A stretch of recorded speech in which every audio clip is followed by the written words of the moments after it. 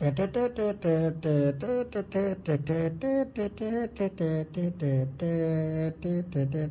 là cái này một cái xa đó tôi đã còn pi tam cầm lệ bài nó đọc ta khách trong là xa bây giờ gần sập trong là hai giá can tam tôi lại xài đích này tăng khách cho bà nó là cho có đập phải này tôi bin cho tập cái hay kìa bây giờ ta cái hai trăm cái này bàถ้ากับบ่กะมันก็เลี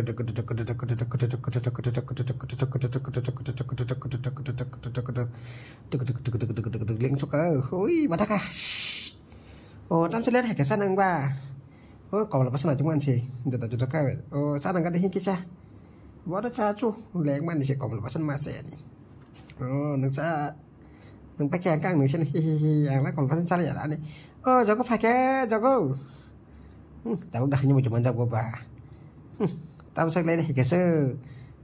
khả ảnh nó là xin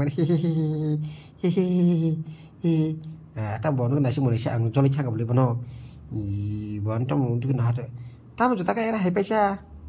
là chúng ta cái này hay bây giờ khả đừng chúng ta cái này hay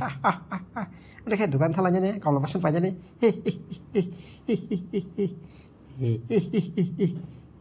tao muốn đi cái số đó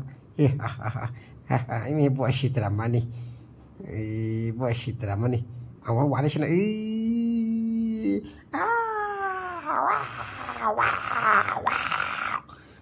baik mat kata bo ngora sa ang tadi fungsi chúng còn vẫn ra một sức cơ xương tao vào nó này